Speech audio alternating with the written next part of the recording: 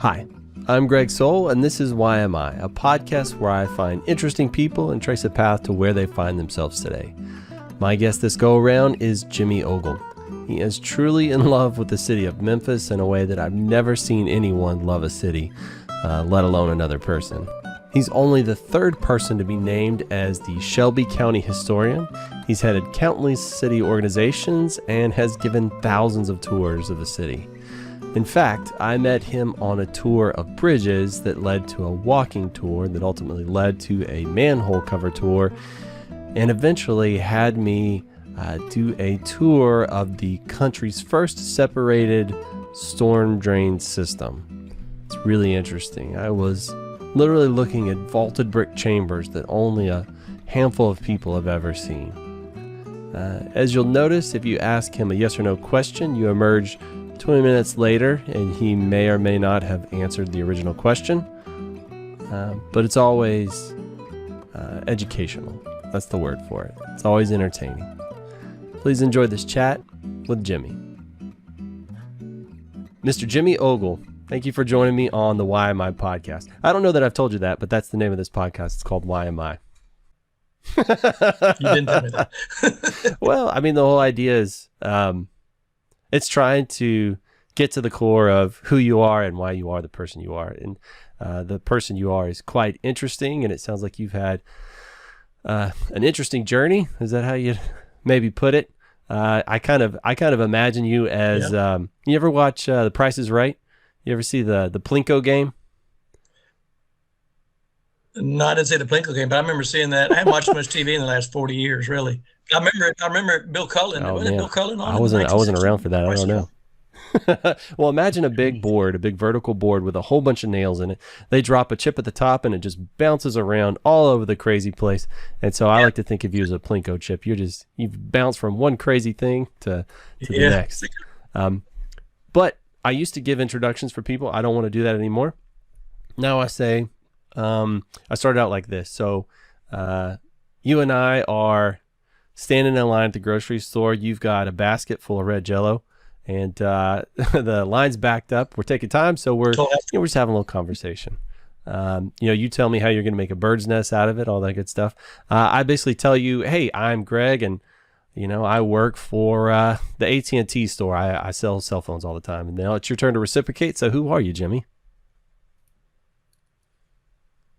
Well, guys, when you said the AT&T store, and I'm a curious guy, and I have no attention span, I guess, because you've already distracted me. Because one time I was sitting in for Earl Farrell on a radio show, and somebody told me I could go get this app from my phone. I never put an app on my phone in my life, and I said, "Well, there's an app store right down here on the state." It's an AT&T store, not an app store. So I said that on the radio.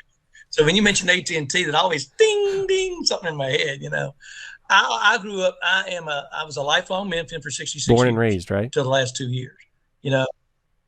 Yes, sir. And my parents were from East Tennessee, but they came to Memphis in the 1940s to go. My daddy went to med school, so we stayed there. We were born there, but we always came back to East Tennessee every summer and to Abingdon, Virginia, to grandmother's house every year. Both of them in Bristol, Tennessee. Sometimes rode the overnight train from Memphis, through Corinth, Huntsville, Chattanooga, up the mountains to, just to have those great memories. Then in the 1980s, my son moved here when he was 5 years old with his mother. And so I've been coming back and forth a whole lot over the last 35 years, but I've always, based in Memphis to the last 2 years. And I was a curious kid. I've been told from some of the things I got into, from burning down our playhouse. One time I got a fireman's award for it when I was like 3 years old, or getting caught in a hornet's nest and had to go to the hospital, and I wasn't a good student. I always talked. Yeah, I couldn't imagine. That's probably a surprise to you. And you can think of, like, you're at church and you're sitting on the back row and you're talking, and you get home from church and you're playing hangman. Did you ever play hangman? In church, and you get home on a Sunday afternoon and you're eating dinner around the table, and your mom goes, and the telephone rings. Yes. Okay, Jimmy, go to your room. What'd I do? I mean, we always ate all our food too, by the way. Well, you talked in church today. Somebody in the choir was watching you, and you and the guys back there talking church. You're not supposed to do that. You talk too much. So I never saw Sunday afternoon as a kid And then I wasn't a good student. I was a really good basketball player in elementary school. And the fifth grade basketball coach bet when I was in the sixth grade, look. In fact, my sister said, if it wouldn't have been for the sports page of the commercial appeal, I wouldn't have learned how to read. So I was into the sports, the names, the figures, the percentages, the league standings, all that type of stuff, and you'll see what later on in life the things I did. And so that was the way my mind worked. But I just wasn't really good about, I was good about spelling words and things like that. So the basketball coach challenged me, you get in the spelling bee this year and you show your parents you can be a good student. And so I practiced my words on my own. It was a sixth grade. I didn't tell anybody. And lo and behold, Philip Fentress was the brainiac. And I still see him around town. And we still laugh about this. He was spelling quickly and he misspelled the word judgment. And we just learned how to drop the E and add the MENT to a word. So I practiced that dropping that E thing the night before. But he went JUDJ. I mean G. So, and the teacher said, no, you said J. You misspelled that word. And he was just mortified. So I spelled it right. And then I spelled extraordinary right. So you learn as extraordinary 2 words. And I was a spelling champ at Presbyterian Day School in 19 screensaver on the phone. And that was what I call the last academic achievement of my life, really. Went on to be an all-state basketball player in high school and went to Rhodes College. My daddy passed away my senior year, so I stayed in town. And at Rhodes College, I still hold a basketball record there. I scored 29 points as a freshman in a basketball game. It's known as Southwestern at the time. And in 51 years, nobody has ever scored that many points. Unfortunately, that 29 was higher than my GPA. So I was on the 10-year plan going through college, and I got a Parks and Recreation degree at Memphis State University at the time in 1980. And went into Parks and Recreation in Memphis, municipal recreation, special events like the Junior Police Chief Contest or bicycle derby or safety song and speech or pitch hit and run or NBA hot shots, game room Olympics in all the 25 community centers, 100 parks. And just got a real diversified thing and learned all the city parks and everything. As a kid, I was riding my bicycle around everywhere. And so my curiosity just got stoked about Memphis during that time. And then I rose up to the position of administrative manager, then deputy director at the Park Commission in 5 years, which ran the Liberty Bowl Stadium, all the golf courses, the zoo, the Pink Palace. And then the next year we inherited Mud Island. So I got sent down as interim general manager of Mud Island and deputy director at the Memphis Park Commission in the summer of 1985. I was 32 years old, getting paid $36,000 a year, to do all that. Big role. Oh, yeah. Oh, well, this is one of those things. So I by the end of the year, they said, well, why don't you stay here and run Mud Island? That's how I got downtown. You met me in downtown Memphis on the river. Mm-hmm. Yes, sir. And I ran Mud Island for 8 years. I ran the local riverboat company for 5 years, Memphis Queen Line at the time, a family-built, owned company there. I also ran Beale Street operations for 2 years.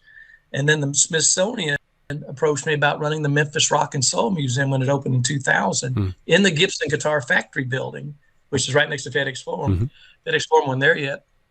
And so I got, gosh, yes, I'll run I was in charge of all the drunks and the trash and the vomit of Beale Street. The same amount of money I could run the Smithsonian Museum about the Memphis music story. Are you kidding me? We might talk about that in a few minutes, that whole story. Inside the Gibson Guitar Factory, they picked me. Well, since you're good at talking and learning things, you can give our factory tours. Well, you pay us money for it. So that's how I kept the Memphis Rock and Soul Museum in the black. They wanted to make the guitars and sell the guitars, but not necessarily give the guitar factory tour. I didn't know a headstock on a fretboard when I went in there, but in 10 times, I learned everything, 16 different workstations and everything. And that's how I got into talking and giving tours. And then when we had stack-ups at the museum, I would get on a bus and be a step-on guy for a bus that's waiting to come into the museum, driving around downtown. I lived downtown at the time, one of the first people to live in the downtown area in the 1980s at the Paperworks. If you go back to 1979, the Peabody Hotel was closed. It'd been bought on an auction block for $550,000 in 75, and they spent $25 million restoring it. There were more people living in jail in downtown Memphis in 1979 than in residences. 500 were living downtown. There's 1,000 in jail, and they wanted to build a bigger jail. That's where we were in the 80s when I got downtown, and a lot of little things happened. So after that, I went to work for a friend in a marketing and entertainment firm, and we did promotional products from a downtown over in an old Farrell Calhoun paint company building across from the pyramid, Greg Erickson, and for casinos and sports teams and restaurants and arenas around the country. and import things from China and get them distributed. All the Harris casinos, the bead strings and stuff, 10 different colors. We had a warehouse. So it's just a grown man, like a little boy playing with toys in a warehouse, you know? And then I worked 2 years with my friend Phil Kent at the FedEx St. Jude Classic, the golf tournament. That's now the FedEx St. Jude World Golf, the number 6 tournament in the world. But I was there in the 70s doing calligraphy, which led me to doing calligraphy for the American Junior Golf Association during that time of the summertime. Golly. They flew me around the country just to write scores on scoreboards to Hilton Head, to Clearwater, Florida, to Danbury, Connecticut, to Wenatchee, Washington, which is 150 miles east of Seattle. 3 places in Ohio. I was just doing that, and it's something I picked on up now. I'm doing again once a month. And at the same time, as a hobby job at night during that time, I was working on the stat crew in the 70s, 80s, 90s, 2000 until 2016 for University of Memphis, Memphis State, in football, in the Liberty Bowl games, in the basketball, the Coliseum Pyramid, FedEx Forum. When the Grizzlies came to town, they played in the Pyramid. I was their first timekeeper there on the clock. And in 2002 and 3, the NBA flew me around the country as a neutral timekeeper to San Antonio, Indianapolis, Detroit, just to start and stop the clock. You know, what a crazy experience. I met Bill Russell doing that. Come on. And then they started this project called Beale Street Landing in downtown Memphis, a more modern riverboat landing, because our cobblestones there is the oldest original cobblestone wharf left in America. Over 1 million cobblestones there, laid between 1850 and 1890. It wasn't suitable for the American Queen and these other boats coming in up and down the Mississippi River. So we made a modern dock with a helical ramp, and I ran that for 5 years. And at the same time, in 2008, I went to the Downtown Memphis Commission and said, look, y'all have this great program on Thursdays in the gazebo at Court Square where they feature musicians and dance troupes and stuff. It's a brown bag lunch thing. People come in and watch it. All that stuff is entertainment during lunch. And I said, you don't have a lecture component or a walking tour component. I'll be glad to do that for y'all for free. I won't charge anything. I'll do it for free just once a week, lunchtime. And the lady a good friend of mine, Leslie, went, no, we're just going to stick with the music and dance. We don't want to start that up this summer. I said, oh, come on. I'll do it for free. I can go over and stand at Riverfront Park and talk about the river for 45 minutes, all the history of the Mississippi River, the bridges, the flags, the cobblestones, the Civil War, da-da-da-da. She said, no. I said, well, I tell you, I used to work for the riverboat company. They built those boats from scratch in their backyard. These 100-foot-long riverboats. And finished them out on the riverfront there. We can go down to the boiler room, we can toot the horn in the pilot house, we can trip on the old cobblestones. And they said no. And since I lived downtown for 10 years, I've been walking around the streets at night. You probably did that when you were downtown.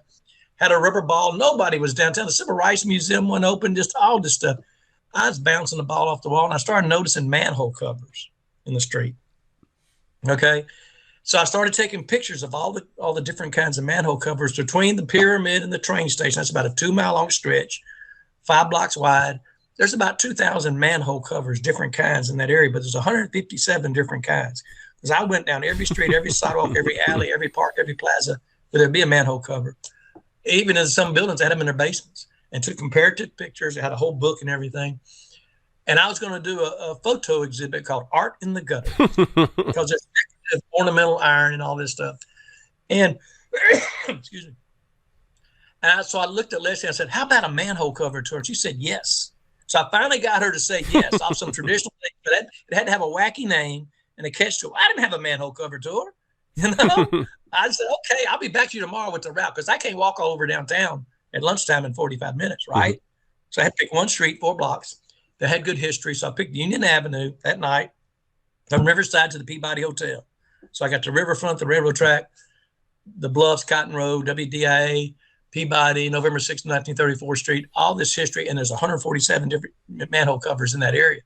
You know, and with the manhole covers, there's 3 different shapes, round, square, rectangular, and there's 7 different usages: gas, electric, water, sewage, storm drain, plumbing, traffic signal, and telephone communications. There's 7 different kinds. Some weigh over 100 pounds. They're great big.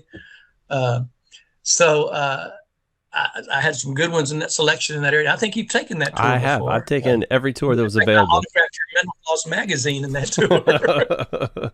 So I went back to the next day and said, let's call it overnight. I said, let's call it the Great Union Avenue Manhole Cover and History Tour. Sounds real official, doesn't it?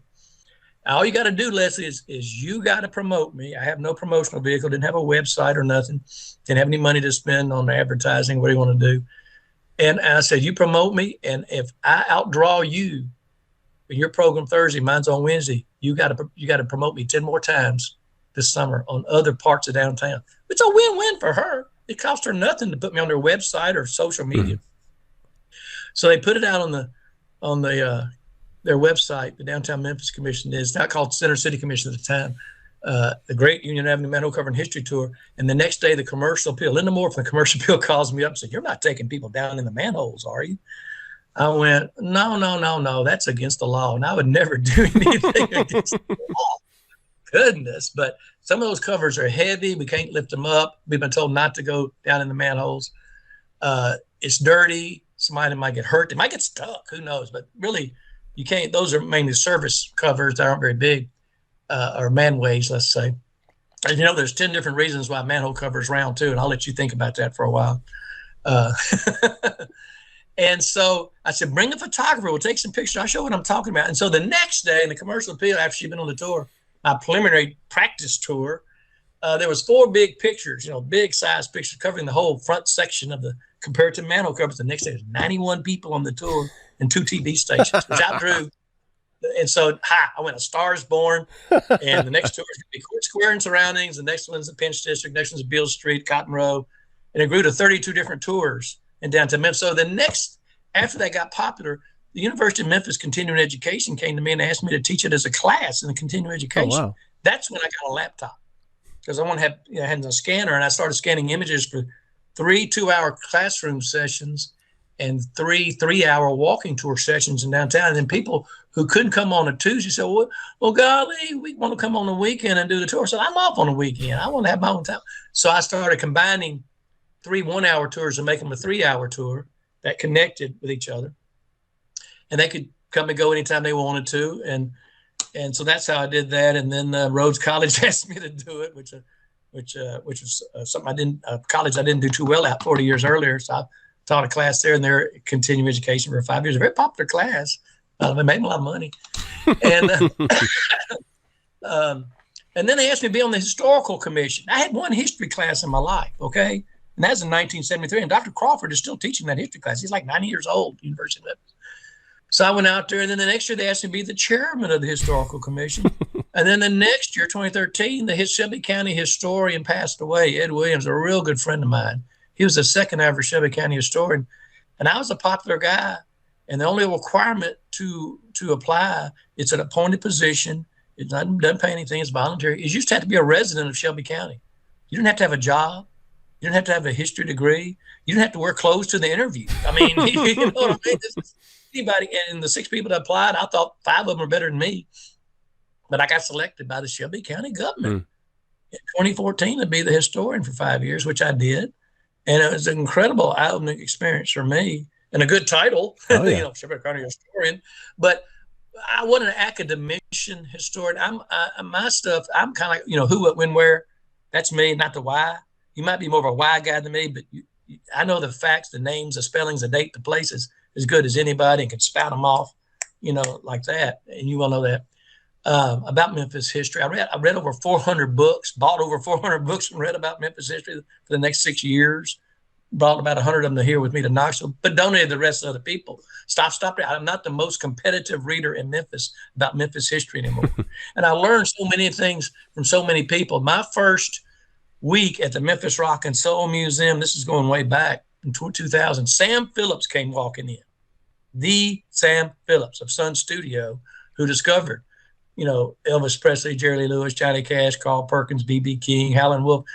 And Sam said, "Sonny boy, show me your museum." And I went, "Oh, Mr. Phillips." My voice cracked. I was scared to death. I said, well, what am I going to tell Sam Phillips about the history of Memphis music and the Delta? He did it. I said, "Mr. Phillips, the Smithsonian wrote this story. We here in the Wonders exhibit people installed it, and we just operate it. Let me show you the jukeboxes and the guitars and the equipment, the clothing, costumes, and pictures. Then you tell me what it means to you. And I can use that." 2 hours, one-on-one, nose to nose with Sam Phillips, just me and him. He's telling me all these stories. I said, this is the greatest learning trick ever. To the people that are still alive that made this history in the middle of the century, the people like Wink Martindale or B.B. King or Ben Cawley, who survived the Otis Redding plane crash. That was an incredible time for me. George Clyde, Elvis's best friend, a DJ, Jerry Schilling, just all sorts of people like that would come in. I said, let me do the VIP tour. And I'd play that little trick of, you tell me what it means to you, and then just shut my mouth and listen. And that's the greatest one-on-one learning thing. And when I got on into the history, I started doing that with going to a lot of the senior citizen centers to do PowerPoint programs about Civil War, civil rights, or music, or medicine, whatever. I got 36 PowerPoints developed like that. 12 of them are on the internet right now from 2019 when the Pink Palace filmed me at a lecture series there. And I just learned from them. They lived that life from the 20s, 30s, 40s, 50s, and they had their family stories and the pass-along stories and reading books and then listening to the academicians too. I just felt unqualified, from that point of view, but you can learn in many different ways. So I've been the curiosity guy. I found different ways to learn by listening to people who weren't even in history. Some of the great businessmen of Memphis, like John Malmo or Jake Shore, you can hear their stories from their families and their pass-along stories from things they've done. And of course, the fact that I ran the Mississippi River Museum for 8 years, I know that. I ran riverboats, and I know the river. I took riverboats all the way to Cincinnati, to New Madrid, to Helena. In fact, American Queen started coming back in 2012. They would put me on the boat in Vicksburg or Helena or New Madrid or Paducah or St. Louis, and I would ride in with the boat giving lectures on the boat. And then we'd arrive at 3 o'clock in the morning. I'd get out, turn on the lights, get the golf carts out, start getting the suitcases up with the staff. It's like Christmas morning for me down there. So things like when I met you was on a bridge over the Mississippi River with a tiny sidewalk. That was loud. And I go where places where people didn't go. I didn't try to highlight Graceland or the National Civil Rights Museum or the zoo and things like that. They had plenty of people working. I tried to, in fact, when we used to have the Downtown Museums Day in Memphis, I do free walking tours, and everything I did was for free. If somebody would give me money, fine, but I didn't charge anybody for it. I was the Museum of the Sidewalk, is one of the museums I call myself. I like it. And one time I just stood somewhere and I put a tag around me, and I said, I put a little cardboard sign that said dial a topic, and I put it on my chest. All I have to do is punch that dial a topic, and you tell me a topic, and I'll start talking about it, just like you're punching a radio station, if it's a Memphis topic, whether it's cotton or music or medicine or whatever. So I have about 150 hours in my head about, Memphis history. We finally figured that out because I'm a no notes guy, and obviously PowerPoints can be notes for you when you see pictures and images, it's bringing stuff up. But that's the way it is. And so by my last couple of years in Memphis, on top of my real daytime job, which the last job I had in Memphis after Beale Street Landing and being the wharf master there, I was the duck master. That's right. I went from dock master to duck master at the Peabody Hotel. So one time in my life, I was a third ever Shelby County historian in 2016, while I was a third ever timekeeper for the Memphis Tigers, and the sixth ever duck master in the history of the Peabody Hotel. The first guy lasted 50 years, Edward Pembroke, And what an unusual experience that was, of seeing people from all over the world. 250,000 people a year would come to the Peabody Hotel, watch those ducks march in the morning for about 20 seconds, float around for 6 hours, and march out in the afternoon at 5 o'clock, about 20 seconds. What a riot that was. And giving tours of the Peabody Hotel. And then I said, okay, it's time to go. I got to get up to Knoxville. I'm 40 years wandering around downtown Memphis. I was a lucky guy, the most fortunate Memphian ever, I think.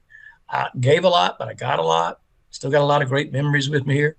A lot of blood, sweat, and tears, because our history is good, bad, and ugly, and we can talk about some of those things and want to, I think. But the variety of tours I gave, from manhole cover tours to on the bridge walks before the open Big River crossing. I was doing that as a precursor to the future Big River crossing, which is now a 12-foot wide walk bridge on another bridge, the longest of its kind across the Mississippi River, about a mile in that area. To the fairgrounds, the open square, the Broad Street, all the streets in downtown Memphis. And then, of course, the Gao Sobai, which wasn't really a public tour, but it's something that's another story. Rooftop tours. We get on a carriage every now with somebody or a rental bus, do a step-on guide. And then going to the most special thing was going to the senior residential centers and then telling them some of the history, and then them telling me their backstories, and who did what to who, when, where, and all the rivalries and all that. So now I'm 2 years away from all that, but I'm still doing a few things. I went back to town in July because I was helping Dr. Lucinda Gray with a parade and the unveiling of the Ida B. Wells statue down there at Robert Church Park on Beale Street, which is a great history story and a life in our country. I'm helping Paula Case a little bit with Equality Trailblazers, which is going on the river side of the law school. If you remember where the University of Memphis Law School was, it's a great view back there. And this is not only about the suffrage leaders 100 years ago in our community, but women trailblazers in the 20th century as well. It's 12 bus there. About 6 years ago, I got involved with the Summer Avenue Merchants Association. That was the street I'd ride my bike to go to the McDonald's and the record store, Pop Tunes, Baskin Robbins, Mark Twain Cafeteria, High Point Terrace. At the Farrell Drugstore, I got my Turkish taffy and cherry Coke at the time for a while from the fountain. And then my baseball cards, my collection of baseball cards, which somehow my mother threw away. That everybody has a story like that, which your mother threw away sometime you didn't think you'd need anymore as an adult. Those baseball cards from the 50s and 60s. And then they had formed to improve Summer Avenue, which was one of the main arterial highways in Memphis when that started in the 1920s. So I'm not a business owner there, but I could do the history of it. And so for the last 6 years, every 6 months approximately, I've driven that street. I got an 18-page Excel spreadsheet of every address from East Parkway to Wolf River. That's 5.9 miles of Summer Avenue. And every business chain and every restaurant, and the diversity of the restaurants and the neighborhoods from churches and schools and residential and other businesses. And then 2 years ago, a cultural anthropologist from Ole Miss got with me, and I did a diversity study about the eateries and how diverse it was on Summer. And I actually went back to town, and I drove, get this, Poplar Avenue, Union Avenue, Getwell, Perkins, Park, Elvis Presley, Jackson, Chelsea, Sycamore View, and did comparative studies on all the restaurants and stuff. And by far, Summer Avenue has the most diverse and individually owned restaurants. And in fact, this past summer, TDOT is doing a study, Tennessee Department of Transportation, about calming Summer Avenue, making it a better street. And they used some of my information. I got to meet with TDOT. Wait a minute. I'm not a city planner. So that's exciting for me to do that. And then Rural Heritage Trust of Southwest Tennessee is a 501c3 nonprofit organization I helped start with the help of the county mayor at the time, Mayor Luttrell, for our historical commission to do things. As a historical commission, we were formed by an ordinance in the city government, and we couldn't accept funds. So we wanted to raise some funds and do some things in the unincorporated areas of Shelby County outside the Memphis city limits and the other 6 big towns, Millington, Bartlett, Germantown, Collierville, Arlington, and Lakeland. And we successfully, and I can do Zoom, as you can tell. I might need a little help getting on. Once I'm on, I can take minutes. I'm a secretary of the nonprofit now, and Paul Matthews is the president. And this past April, we installed 2 wayside exhibit panels at Edmond Orville Park for the Rosemark Kerrville Loop. We're working on Big Creek, Lucy Woodstock now, Bolton, Brunswick, Davies Manor, Morning Sun. And we're also working on videoing older persons for their history of the area, whether it's the 90-year-old Jeters from the Shelby Forest State Park area or Buddy Chapman at Raleigh and Good Winslow. We're going to be doing some videos to have for our website on that. So that's a good project for me to be involved in and doing. And then on my own, and I've been involved with the Women of Achievement. After in 2018, it was the 50th anniversary of the assassination of Dr. King, and we did a big commemorative thing in Memphis about his life, the 50th commemoration, the MLK 50, and dedicated the I'm a Man Plaza downtown by Claiborne Temple. And then the MLK Reflection Plaza, a lot of events, the Memphis Heritage Trail. And the thing about Memphis history is if we haven't, it's been heavy on white people writing the white history. And it's a, very, Memphis is 60% black, 30% white, and 7% other. It's a very high population of black. And I say black, white, and Indian because Rufus Thomas told me I could. He's one of those guys that I walk through the museum with, the Rufus Thomas. You give me a blank look here, but no. Rufus Thomas walking the dog, the father of Carlin Thomas, B-A-B-Y Baby, and G Wiz. Just a great ambassador for blues music and one of the first DJs on WDA. And he said, Jimmy, don't say Caucasian, don't say African American. Keep it snappy and raw like we do at Stax. It's black. Sam was looking for a white man who could sing black music. That's how he told it to me. So, okay, that stuck with me. So now I don't have all these multiple syllable names I'm trying to talk because I talk too fast. I need to have quick syllables. So anyway, I said, we haven't done anything with women's history. You're talking about, and here we're coming upon the 100th anniversary of the suffrage, getting the right to vote, which actually was a 36th and final state that could do that was Tennessee in 1920. So I started going around town looking at every place I could find that had a woman's name on it, whether it's a school, a statue, a library, a brass note on Beale Street, a star to Orpheum, statues, street names, whatever. And I found over 200 names, put them in an Excel spreadsheet. I went to Denver Club, my friend at Memphis Area Women's Council and Women of Achievement. They've been recognizing women for 30 years of achievement in 7 different categories in Memphis. And she formed a committee based on my Excel spreadsheet. And there's some people who did some great things in Memphis don't have anything named for them. That's not the total criteria. And they took that little list and made it a bigger, better list. And now there's a Memphis Women's Legacy Trail brochure from that. So I keep up with that. And then I'm also doing other trails in Memphis or places like the last time I was in town, I walked Beale Street and updated my files and photos of Beale Street and all the brass notes, of which I am one, by the way, now. I got me a brass note 2018 on Beale Street. I don't see. Did you really? All the stars, Orpheum, the Duck Feet, the Peabody, and other trails around Memphis. And I'm documenting them photographically, and trails that don't exist anymore that I have brochures for too. I'm recreating old trails from long distance here. You can, the last time I drove back, in fact, when I drive back from Memphis to Knoxville now, I don't try to take that fast route on I-40, 6 hours. I'll go down 64 or 100 or 72 through the lower portion of the state all the way to almost Chattanooga or Cleveland or Ray County, where they had the Scopes trial in the 1920s. That's where the Trail of Tears started over there. So I started documenting drives across Tennessee. And this last time I left town, it took me 46 hours to get back to Knoxville. Good Lord. Not 6. I went up the northern route I'd never gone before, 70, 72, 25, 85, all these little towns. Took over 800 photos, Fort Henry, Fort Donaldson, historical markers, barns, old abandoned racetracks, a video of a combine, going beside it, reaping corn.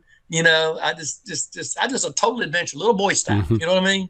Just went loose. 46 hours it took me to get back to Knoxville. So my curiosity is still there. I still do these type of things, and with the power of the internet, I can zoom and also get things off. Every time I go to town, I make up a big sheet of here's the things I got to do in Memphis. Something's like 46 things I got to do. The time I was in town in July, I was in town for 53 hours and I slept 12. On the streets all over the place in Shelby County. The rest of the time, take pictures in the dark of certain things, too. Early morning, sunrise. So, again, I'm kind of a lone wolf, and doing these things. My singleness makes me available, except when I got to do carpool to go to my grandson's baseball games, which I got some this Saturday. And I still have that in my head, and have good friends that I can trust back in Memphis that want to, continue these relationships in those 5 areas I talked to you about until they're completed. So that gives me something to do. I've been the whole Pigeon Forge, Sevierville, Gatlinburg area once, because I'll get to it. I had to go to some kids' baseball games. I'm also doing some golf, some youth and college golf tournaments. So I do scoring and starting and helping stripe the course, the boundary lines and all that, and pin placements for my friend who used to work for me on the riverboats in the 1990s. And he's grown up, and he has a daughter who's a real good golfer and a son, and they're champions in golf. And I'm getting to go around the state on somebody else's money doing golf tournament and doing the golf scoring like I used to do with AJJ. And in fact, if you go on my website and go to the detour that says golf, it has a basketball on it because it's dedicated to a good University of Memphis alumni, the Buddy story, Buddy McEwen, a golfer. But in 1977, I made that large scorecard for the first ever. 59 scored on the PGA Tours in Memphis. And it's a picture of that. So I did a large scorecard this last time. I was in Memphis at Ogle Park. A 15-year-old young lady from Birmingham, Alabama, shot a 61, broke a women's record, 61. So I made her in a large scorecard with poster board and stuff. So I get to do those type of things still. So what goes around comes around sometimes. And approaching 70 in my life, I expect to be around about another 15 or 20 years. Okay. I hope so. And I will start dwindling some of these Memphis things down. I didn't try to learn a single thing about Knoxville history or get involved. I just don't feel called to do that. There's plenty of capable people on that. But I am just enamored with the Museum of Appalachia. Excuse me. And its 60 outbuildings. I used to be the president of Davies Manor Association, the oldest home and plantation in Memphis, old chink and dog log cabin home, So I have that interest, but there's 250,000 objects from Appalachia. This man collected for over 60 years, John Dale. It's phenomenal. And they even have an anvil shoot on the 4th of July. You ever seen that anvil shoot? Probably like something you'd do in Texas. You put an anvil down, you put gunpowder on it, put another anvil on top of it, you blow it up and see how it'll go. And they mark it off 100 feet around so nobody get hit with it. But they used to in pioneer days. It's a museum about pioneer history of Appalachian Mountains. In Clinton, you have the Green McAdoo Museum, the Clinton 12, the first desegregated high school in the South in 56 and 57. We have the Oak Ridge story over here. That town popped up 70,000 people in 1 year building that atomic bomb, and still has the fastest computers in the world. And the whole TVA story, that the water from Knoxville drains past Memphis, believe it or not. There's no river that drains directly from Appalachian Mountains to the Gulf of Mexico. So the Tennessee River goes down through Alabama, comes back up through West Tennessee to Paducah, and back down to Ohio River, down by Memphis. And that whole story fascinates me, how that was done and what it did to the Tennessee Valley throughout. It's an incredible story. So I stopped reading Memphis books. I got a library card and started reading books about Hollywood people alphabetically, like James Cagney or Clint Eastwood, or Jimmy Stewart, Cary Grant, Rock Hudson, of course, Sally Fields and Natalie Wood.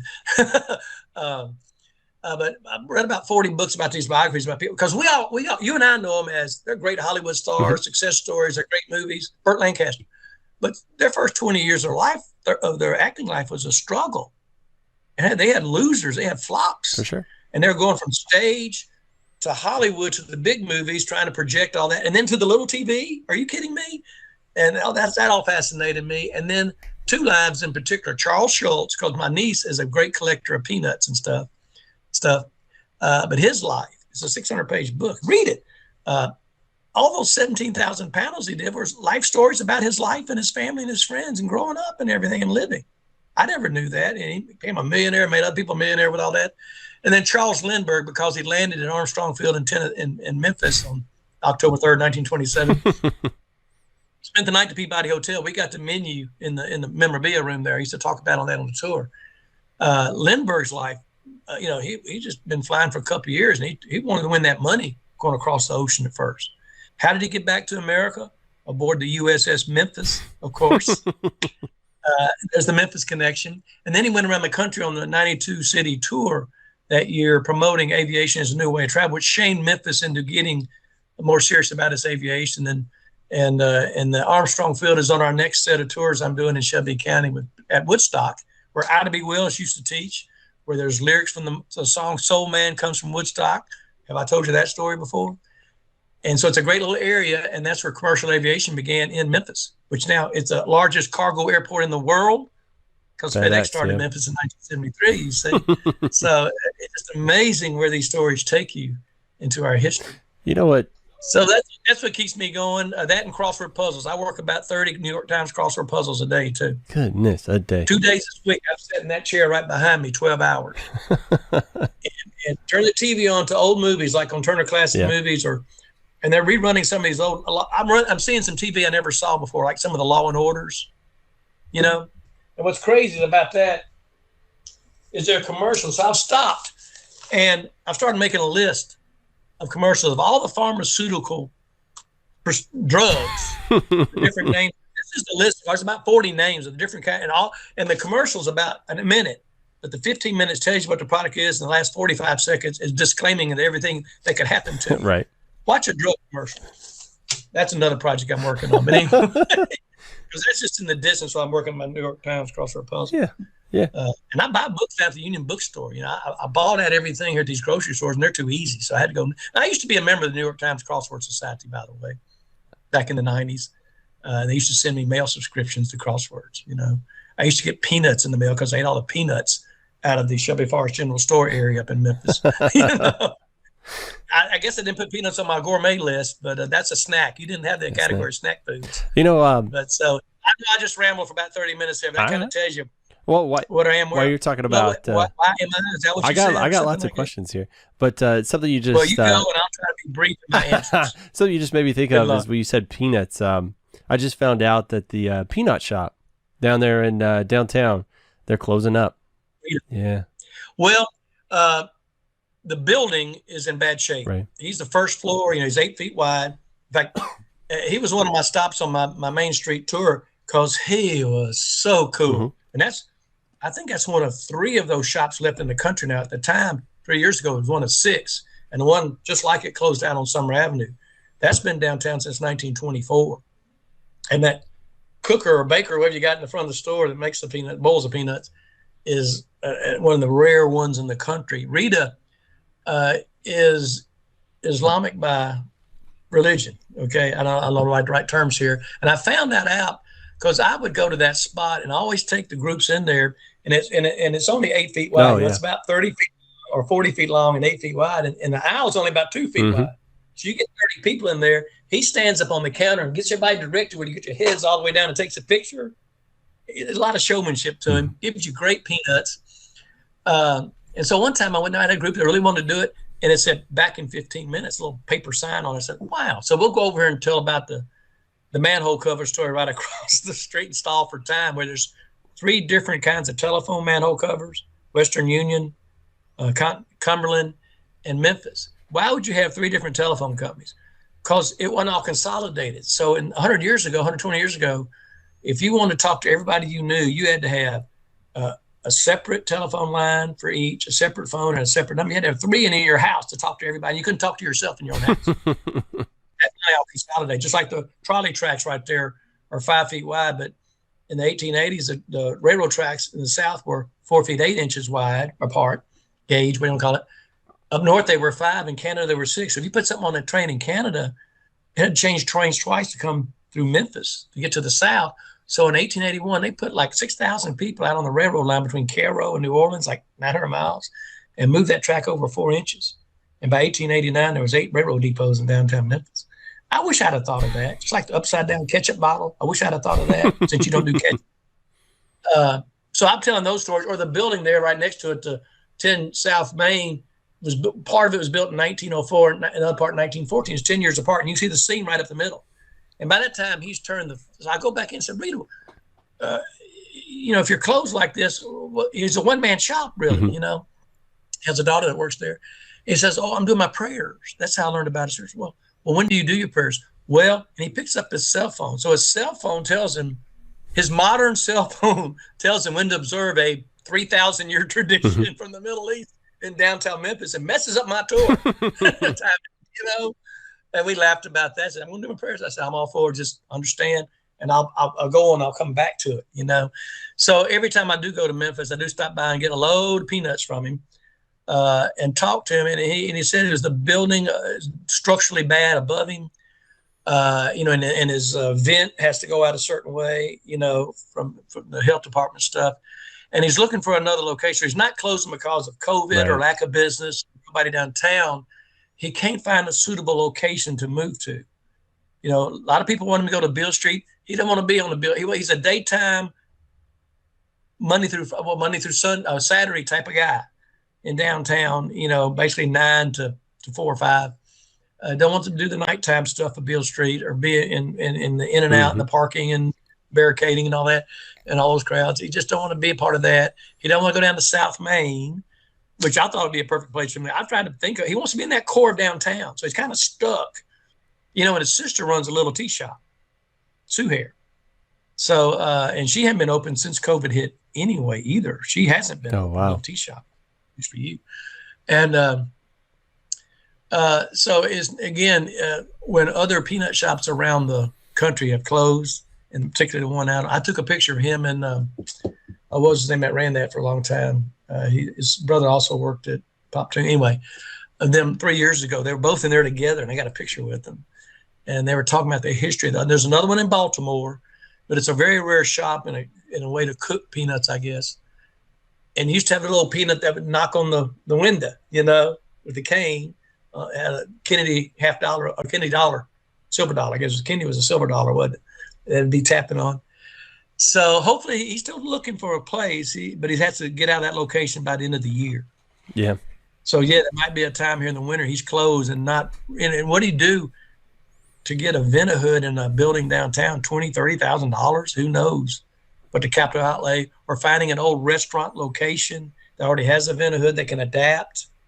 So it's quite a challenge for him, and I wish him well. I keep up with him, obviously, because he had great peanuts. Yeah. I used to enjoy going down there. Peanut it took us off another 5-minute rabbit hole. Yeah. I used to. So whenever there was going to be a game, but I guess for people listening, I worked for the Memphis Grizzlies for a little minute. You smuggled in peanuts past security at FedEx Forum?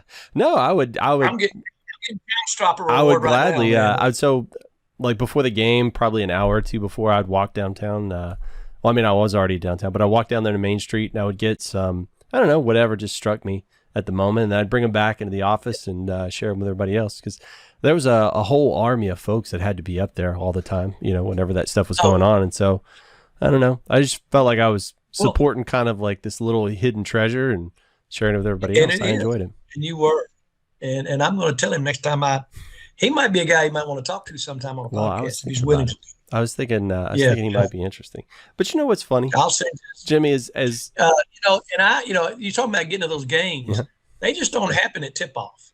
No. I, as the timekeeper, had to get there 2 hours before and check out the clock, do the 90-minute countdown and make sure that clock didn't stop, because everything going back to New York was timed into that and predicated the national anthem, all the announcements and everything. And then you can't get up at halftime. You got to go pee real quick. You can't drink a beer. You can't live when it's a 30-point blowout in the middle of the fourth quarter. And then it takes about 30 minutes to wrap. So it's about a 5-hour experience at the minimum for the stat crew. That's just one element of it. You think about the ushers and the concessionaire people and the cleanup people, but then all the staff people that have to make things run, like what you did, Wi-Fi or whatever, or the radio people and all that. It is a day. Well, it's a day every day. It's pretty eye-opening. 12 hours. There were some weekends where you'd see the Tigers, right? So the Memphis Tigers would play there in the FedEx Forum, and so you'd see the crew out there. They'd put the floor in, right? And it's this floor that snaps together, and it's no small task. I mean, it takes them a good while, and it's, some pretty strong individuals out there throwing that floor together, and it has to be precise. You gotta have everything just so. But then after they got done putting that floor down, Memphis Tigers would play while the Grizzlies were going to play the next day. So as soon as that, sometime the same day, the Tigers are playing noon, the Grizzlies play at 7. It took them 3 hours to, you get up through at 2:30 at a basketball game. It'd take them 3 hours to get that court changed out, because it's not that it's different dimensions, it's different colors, different logos on the court, the backboards, everything. And then we watch them do that. They've been doing that. People have been doing that for 80 years now, let's say, like at Boston Garden or Madison Square Garden, where they changed from hockey to basketball. Down at the DeSoto Civic Center, we used to do ball games down there. They had hockey ice in the arena in the wintertime for the minor league hockey team. So when there was the Gulf South Conference 2A basketball, they put plywood down, so we'd be on top of ice, then put the court down.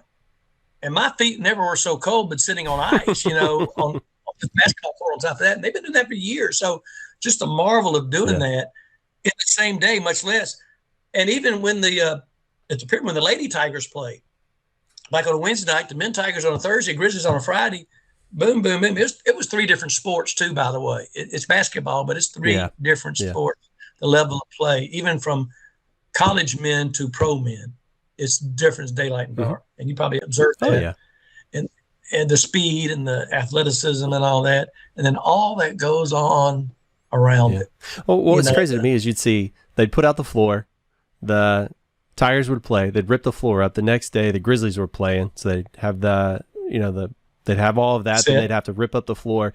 And then that night, they would be having a concert, and so they'd have to, or the next day, there'd be a concert. So a whole team of not just the riggers that were coming with the concert, but all of the regular operations people were in there putting that stuff together. They'd perform that, then they'd all rip it down the next day and then put up the floor. I mean, it was incredible the number of hours these folks would put in. The concerts, they took out that end zone of bleachers that rolled out. Yeah. They put the stage, they had to build a stage in there. Retract and back. I remember one time coming up on a Grizzly game or Tiger game, and the next night was going to be Aerosmith. There were 14 semi trucks in that parking lot. 30 years ago, it might be one or two, with all the light show and staging, and then all the laser and TV, what do you call it? All the big screens that they got there. Not just the center scoreboard. They'd raise the center scoreboard up, and in fact, they'd raise the center scoreboard down and change some of the logos on it too, as I recall, underneath the little thing underneath the scoreboard. You see every square inch you can have for advertising on the goalposts and everything is in there. Yeah. But going to transferring from basketball to concert and back to basketball is amazing to watch that. Well, I mean, you'd see, and I'm sure they have time-lapse photography on it. For me, it was just eye-opening. You'd see all of that work, and then it's not to undermine the talent of the players, but then the players would come in an hour early, warm up, play their game, and they'd go home. And it's like, man, the operations people are going to be here for the next 36 hours taking care of all this. Yeah. So it's like, it really shows you how much work. I mean, the players, to me, that's the tip of the iceberg you could see above the water. It's all that work layered on top of all those other really good, hardworking folks underneath it that make that place. Just think about the TV broadcast. The truck is parked back out there in that, out in the parking garage underneath the FedEx Forum. That rolls in and rolls out, and all the people and all the cameramen involved in that. And you got to get there early and lay the lines around the court and making sure everything works. Boy, every time I walked in the pyramid, if I saw John Moore, who was in charge of all that, I was good. He used to work for me on Mud Island. I could trust him. I knew something broke in my area is going to be fixed real quick. Same thing at FedEx Forum. Richard Brewer was my guy. They used to work for me on Mud Island too. So if I saw those two guys, I knew I had a go-to guy if something wasn't plugged in right or not going right along the whole thing, because you got a lot of people, technicians from out of town fooling with plugging in wires and unplugging wires. No two games were the same. No two games were ever the same. Something different went wrong every single time. See, you always had to be ready to pivot and figure something out. Or I would think half of those productions are held together with gaff tape and baling wire and whatever else you could find. Yeah, chewing gum. Yeah. I used to say, and what people don't understand, God, you got the best seat in the house. You're right there, 50-yard line, front row. Everybody talks to you. I said, no, I don't try to talk to any of the players or the head coaches. I'll talk to the assistant coaches or the trainers about their timeouts or who that foul was on. They don't understand their call. That's the referees. We meet referees in the locker room before the game and all that stuff and learn about them and the things you should be looking for. And that's a whole different substructure too. But my intent was to to tone everybody else out but stat crew. When hear the 18,000 people, I could hear Tommy McDaniel's voice 5 seats down from me about something, because I could pick out those voices. But I used to tell people, look, you think I have the best seat in the house, but, all I do is start and stop the clock. And there's only 2 rules to that. But I wait, and the TV timeout coordinator tells me when to play because the TV controls it. And I tell the referees when to play.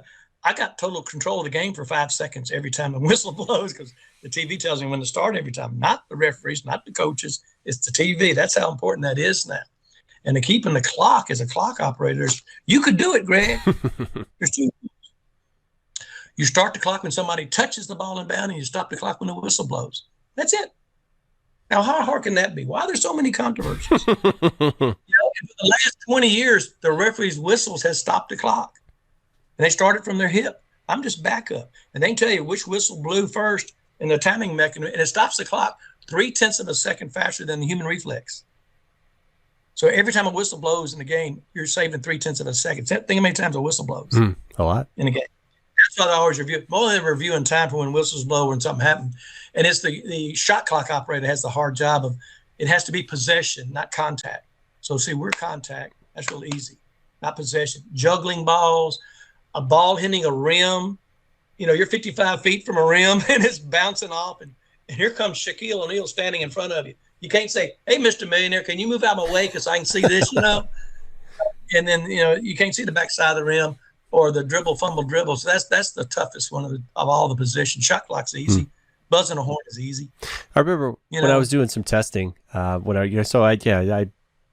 installed the Wi-Fi inside the FedEx Forum their first go around, and I was doing tweaking and tuning. And so for one of the games, I actually spin it up, most of the game up on top on the catwalk, right above center court. And I was just thinking, it's just how odd it was. I was like, man, this game looks so simple. Like I could just drop the ball right in.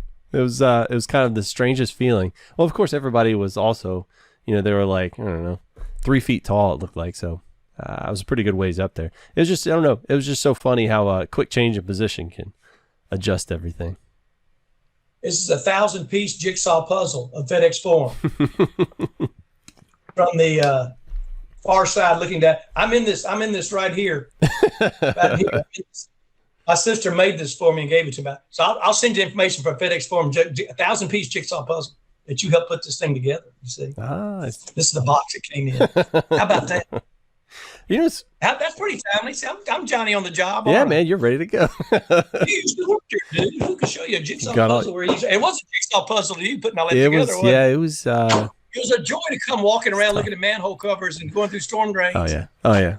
It's funny when I look at the way you talk about Memphis and everything else. You were saying that you're a lone wolf, and I think that's because you were in a love affair with the city itself.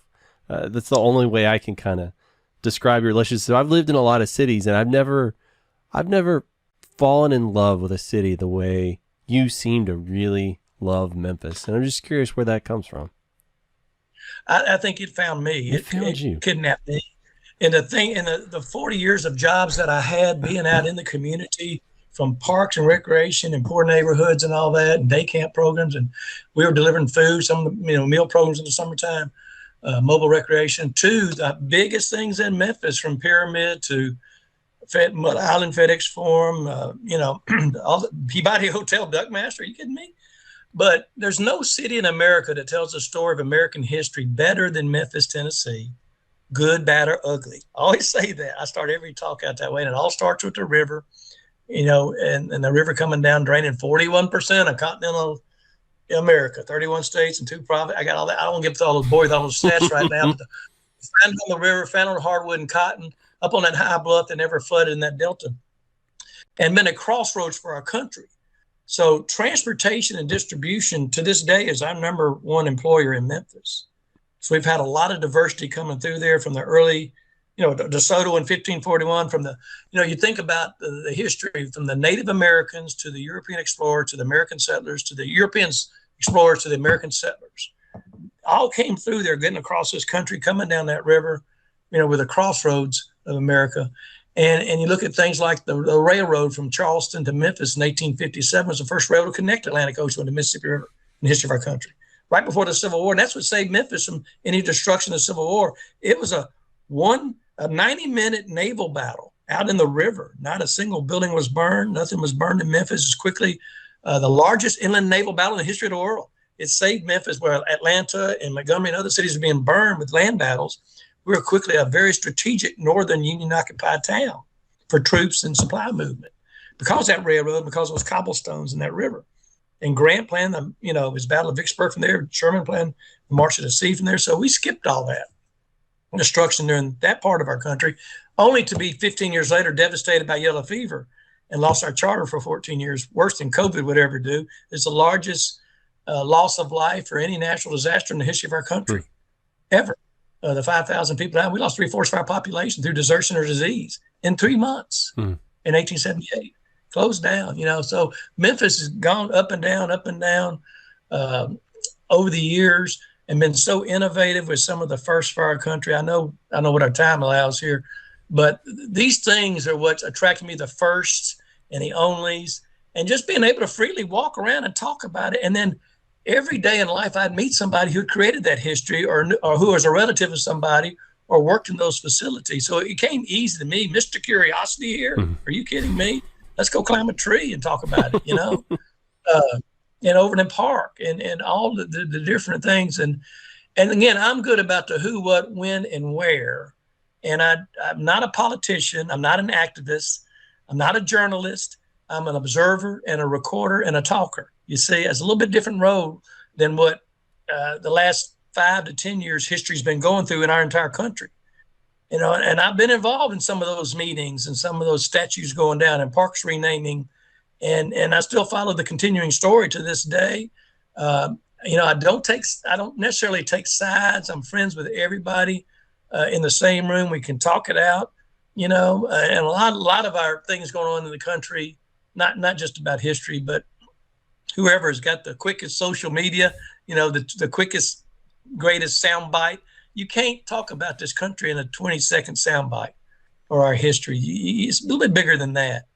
And the things we're getting to do out in rural Shelby County right now, there's over 200, according to the state archaeological department, there's over 200 Native American sites in Shelby County. You know about Chucalissa Indian Village, which is an archaeological museum for the University of Memphis, and the Chickasaw Heritage Park right next to the Metal Museum. And by the way, the next closest metal museum is in Japan. Used to go by it, but the next closest, that's a very unique place there by those bridges where we used to have bridge walk, So the diversity there through the whole, I'll say it now, the African-American history, I'm not saying black, I'm saying African-American throughout, and the stories of people like Ida B. Wells and W.C. Handy and the music story coming from the Delta into Beale Street, the main street of Black America, 100 years ago. And we could talk for 2 hours. Maybe we can do another podcast sometime. I'd love to. And really get it, because I know our time is limited. I would love to expand on some of these stories, just so you'll have them, about like the music story. You can't talk about it in 5 minutes between Beale Street, Sun, Stax, Royal, American Studios, and the people I've got involved with, like at American Studios from 1962 to 1972, had over 100 top 100 songs. Son of a Preacher Man, Sweet Caroline. Neil Diamond wrote Sweet Caroline in the Peabody Hotel while he's waiting out Elvis, who did his comeback album there in 1969. What a great story that is.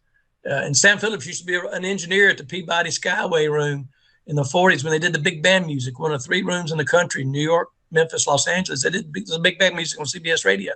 And he got bored with that. So he went down to Beale Street and got into that blues sound and was recording black artists at Sun, like B.B. King, Howlin' Wolf, Johnny Ace, and being a civil rights pioneer with that, and nobody really looks at Sam Phillips as being a civil rights pioneer, but I'll tell you some of the stories that he's told me, and his late son, Knox, has told me. Knox was the nicest guy in Tennessee.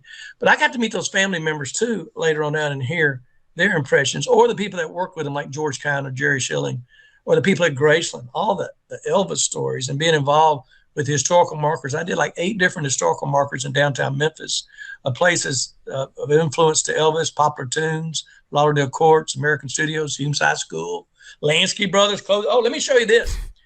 I finally found me a Prince Albert can. You know the significance of that? Other than the joke, do you have Prince Albert in a can? Yeah, that's how shallow you are. Do that. No, and I used to be I was the first ever. I didn't tell you I was the first ever 7-Eleven clerk in Memphis to be robbed in the overnight. I was the second one to ever work overnight in Memphis. This is 1971, but the first one to get robbed and the first one to quit. That's all the story. They always call about, you got Prince Albert in the can, Yeah, but let him out. Well, this is one of those Lansky brothers. Lansky brothers and Hal Lansky there in the Peabody Hotel. His daddy was Bernard Lansky, clothier to the king on Beale Street in the 1940s, and he was selling Army surplus merchandise there. But he saw those kids coming into Beale Street, like Elvis and Jerry Lee and Johnny Cash and B.B. King and Rufus Thomas, but they wanted fancy clothing for the musicians and the new music that was popping out of there. So he went to the East Coast and West Coast and got some bright clothing and started selling it. Elvis came in. Come on in, young man. Mr. Lansky said, well, Mr. Lansky, I don't got any money, but when I get some money, I'm going to buy you out. I said, don't worry about that. Just as long as you buy from me. That's how it all started. He gave him the clothes to go on the Ed Sullivan Show and all that. They still sell that jacket. Hal does, his son. So in 2011, we're dedicating the marker on Beale Street for Lansky brothers there, 126 Beale and 2nd. And Mrs. Lansky, Bernard's wife, Hal's mother, Hal's my age, said, is that Dr. Ogle son? My dad was no obstetrician. He delivered Hal Lansky. We didn't know that till that day. We've known each other 30 years. That's what the small world is in Memphis. So when I was the Duck Match, we do the tours at the Peabody Hotel. And Lansky Brothers was a part of that tour. All the guitars they have in there and all the musicians that patronize Lansky's. And this story comes from Johnny Cash came into Lansky Brothers and said, bought a Prince Albert can and said, I want to look like that. And he's wearing, and this is the man in black right here. So Mr. Lansky went and got a black outfit, like the Prince Albert black outfit on the can. And he put the black on the man in black. You know, not only did he clothe Elvis and Jerry Lewis and all those stars, he put the clothes on rock and roll, but he put the black on the man in black. And that's one of the stories. So I've been to flea markets and stuff, and I finally found one. I told him, you can raise that price from $5 to $15 after I tell you the story about this can, how important it is about Johnny Cash. and so, oops. And of course, it's red like my Coke can too, right? See, I'm going red here, red Jello. Get the theme here. And so last time I was in town, I took Hal because I'd always pull it up on the phone. I couldn't find a Prince Albert can anywhere in Memphis. I found them up here. So we got one on the shelf there at the Lansky Brothers and the Peabody. So when we come in, we can tell that story and show the can for people, you know, as a visual aid. That's the type of stuff. In fact, that red bow tie you always see me wearing when I was wearing a bow tie, the day before the first manhole cover tour, I went to Bernard Lansky and I bought that from him. It's got baseballs on it. It's red with white baseballs. And I wore that on all my tours as a little signature red bow tie, and had that blue vest and the pinstripe pants and the white shoes. So I kind of looked like an ice cream salesman or something, a carnival bar. And that was my outfit for doing the tours the first couple of years. So I got too hot for a bow tie in the summertime. That sun in Memphis is straight up and down. There's no shady side of the street in that hot. You know, I've lived here for 2.5 years and I still haven't turned an air conditioner on in my apartment. Oh, wow. And it gets up in the 90s. So there's just very thin air. We're elevated higher. I've been here. I've turned it on twice, once each year to see if it worked. But I don't usually have the ceiling fan. I don't need air conditioning up here. Now, who can say that? I haven't seen radar. Police radar. I haven't seen roaches. I haven't seen mosquitoes. What? It's just kind of a neat place to live. You know, all these ridges and mountains and everything. Where that question started from, we went down a rabbit hole. Yeah, I remember. Something that strikes me as well whenever you're talking about Memphis and its history, it seems like one of the things you tend to key on really quickly to, or at least allude to, are the people that you meet along the way that help add to the story. So what do you think is more important to you? The history itself, memorizing the facts, locations, the things that happen, or the people you're meeting along the way that help enrich it? Oh, slam dunk the people. Yeah. No doubt. It's an honor for me to meet those people. It's a privilege. Sometimes I get in tears about it because some of them are no longer there. And I'm the one carrying on their story.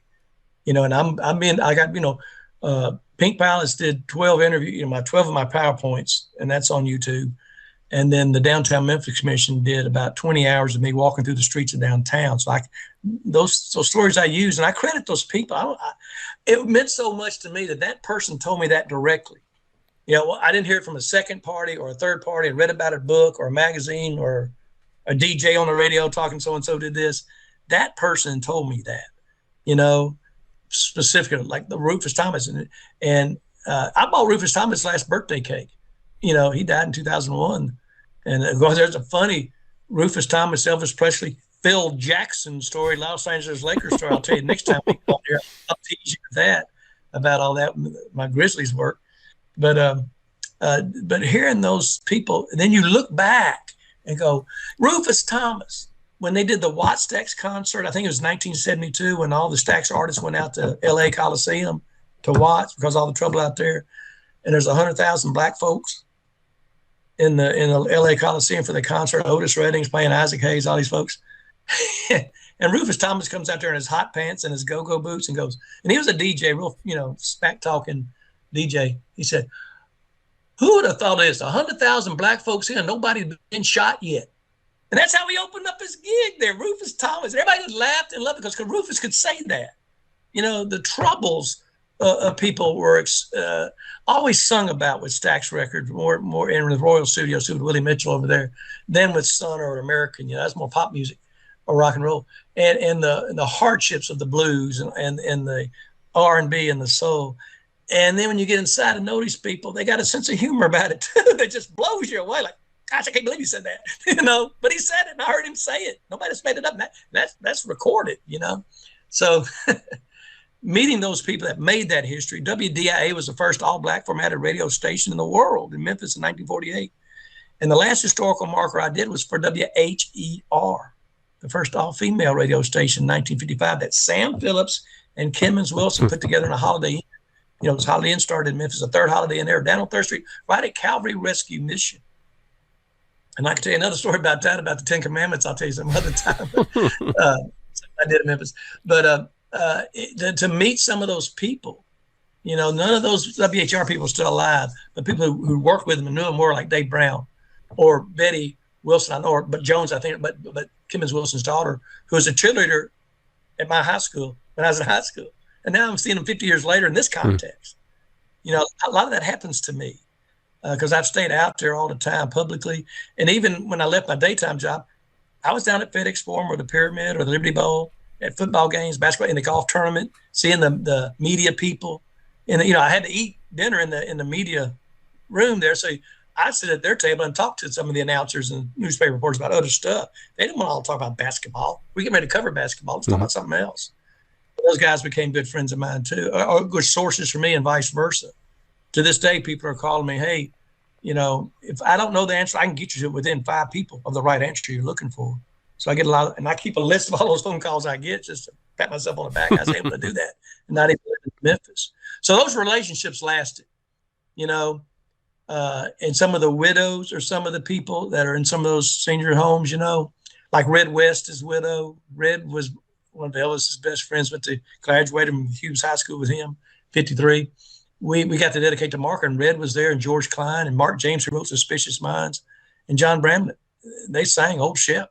We called them the $20 Quartet. They were terrible. Took Mark around the street, but Red was in Walking Tall and Roadhouse and some of these movies. Old redheaded guy. You probably seen him. He didn't realize he was from Hughes High School, Memphis, one of Elvis's friends. But I got to drive around with his widow, and look at some things in the Humes area, the North Memphis area. And I'm always good about getting in the car and driving around with people and listening, and showing me things. And I'm got the addresses and everything.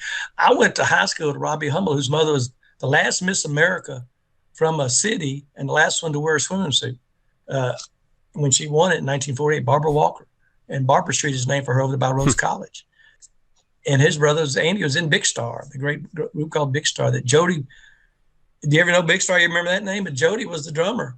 And Jody caught my first no-hitter I pitched when I was 12 years old. He's a catcher on the baseball team. So I have those type of relationships that link. I lived in a house built by Clarence Saunders. There was a log cabin house that Memphis Bill Terry lived in when he retired from baseball from the New York Giants, the last National Leaguer to hit over 400. And he took over the team from John McGraw being the manager. John McGraw is the one that only let Archibald Moonlight Graham play one inning in the field. And he came back and played at Memphis. You know who Archibald Moonlight Graham was? The movie Field of Dreams, Burt Lancaster. He played at Memphis. That's a real person. And so I'm living a life that connects the guy who founded Self-Service Grocery with the last guy and I lived in a house that both of them lived in out on It's Lickman Nature Center now. The house burned down, but it's I lived in for 2 years to preserve it in the 80s, early 80s. Bill Terry there, links me to John McGraw, to the New York Giants, Archibald Moonlight Graham. And then in 1996, and I've been to the Field of Dreams 4 times, and wandering around the country. I hadn't even talked about my wandering around the country either. But and in 1996, Robert Duvall and James Earl Jones were in a movie in Memphis called A Family Thing. And Michael Hausman was the producer, who was the producer of The Firm, which filmed in Memphis in 1993. And the monorail scenes and museum scenes were at Mud Island when I was there. I got a whole Sidney Pollack story I could tell you, too. But they were doing their cast and crew wrap-up party in 96. And by that time, I was running the riverboat company. And so I wouldn't let James Earl Jones on the boat until they autographed my ear of corn from the Field of Dreams. And so I have an ear of corn here. To Jimmy, best wishes, James Earl Jones, parentheses, Terrence Mann. And he laughed. It's the only recording he's ever autographed in his life. I let him drive the boat. He used his Darth Vader voice. Duvall danced down it. We had a great time. And then, 2012, Iowa State played in the Liberty Bowl, or 2013, and the Des Moines Register called me. What's the historical connection? Since I was Shelby County historian, what's the historical connection between Iowa and Memphis? And I went, well, we get your water, Dubuque, all the water drains down the Mississippi River. We get the American Queen. American Queen lands in Dubuque. We landed here. I cover it here. Oh, I got an ear of corn from the Field of Dreams at James Road. So long story short, they filmed, they had 15 pictures in their website for the page in Des Moines Register story when they came to town of me being on the American Queen with Eric Corn from the Field of Dreams and James Earl Jones autograph. It's on my website, I think, somewhere. And the guy that does my website does it for peanuts and T-shirts. Martin, he's a great guy. He's been at Westies for 30 years. And that's how we approach this thing. My attitude, it's, I don't have the pressure. I got to make money doing this. I'm doing it because I enjoy it. And I want to be accurate. And I want to be entertaining, because I think the Disney aspect of, you make it fun, people going to learn. If it's grueling and tough or too heavy, it's more difficult. And yes, I can cover the heavy subjects in Memphis just as good as anybody, and I do. In fact, when my lecture you see on the internet, A Century of Black History in Memphis, basically most people in Memphis cover up through the Civil War and the ending of slavery. And they skip 100 years, and they start with Martin Luther King assassination, which is a whole civil rights, whole story in itself, huge for our country. But what happened in between to all those Black Memphians, the doctors, the lawyers, the accountants, the insurance men, the preachers, the teachers, the musicians? We cover Black athletes in Memphis really well, the basketball players. We cover the Black musicians really well. But all those underbelly people, like you say at FedEx, when those guys putting that court together, and those guys wiring everything, people come out and watch the people shoot the ball. Well, we watch the singers and we watch the players, but there's a whole lot of people like Dr. Durbin Herbert Brewster or Lucy Campbell in writing songs and gospel and blues and stuff like that. And the great leaders of Joseph Walker in insurance and in the education institutions, Lemoyne Owen College, that were not covered real well, I don't think. So I like to highlight those and let the civil rights story be its own story, and let the slavery and that part of our stuff be a whole nother story too. So I got actually 3 different stories about Memphis, but that's the one that's not covered. That 100-year gap is not covered well at all, I don't think. And it's starting to be covered, but that's what I tried to focus on. When you think about Dr. King, the last 3 big moments of his life were in Memphis, Tennessee. His last march, which originated from Claiborne Temple. In fact, I'm working on a text right now for a last march marker to go on Beale Street.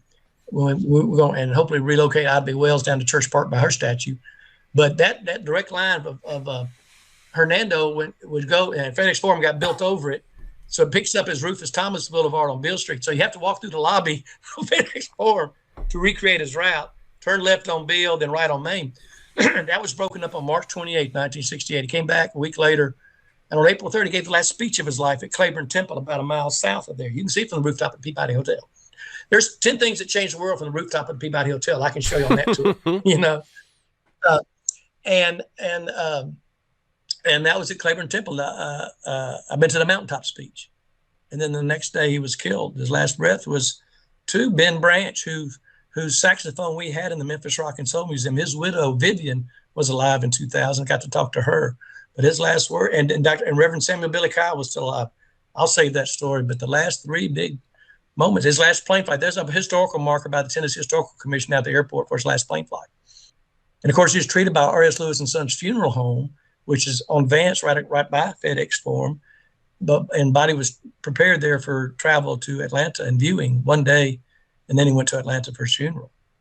So there's a lot of things around. And Ernest Withers, whose great photography studio was there, and I got to spend so much time with Ernest Withers and doing some. I got to do book signings with Al Green, Isaac Hayes, George Klein, Ernest Withers, and sitting there being the guy who takes the book, and you have the little yellow Post-it note, and people scribble their name on there. You want the guy signing the book to sign the name right, whether it's John Smith or some funny spelling. Jimmy Ogle always gets misspelled.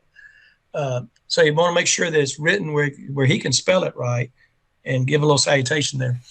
But then I sit there and peek in and listen to the stories that tell back and forth about people they knew or something in the book. And always somebody wants to tell a person like Isaac Hayes or George Klein some story that relates to them, so you hear third person stories that are real interesting, but you hear firsthand, and other people nodding of approval and stuff. So that's kind of what I get off on, and have fun doing it. I'm a lucky guy. My only job right now is to smile. I hope somebody else smiles back and then say thank you. I ain't charging nobody but me. And it's pretty easy to let some of that go, but at the same time appreciate what I went through. I think Mark Gasol said it.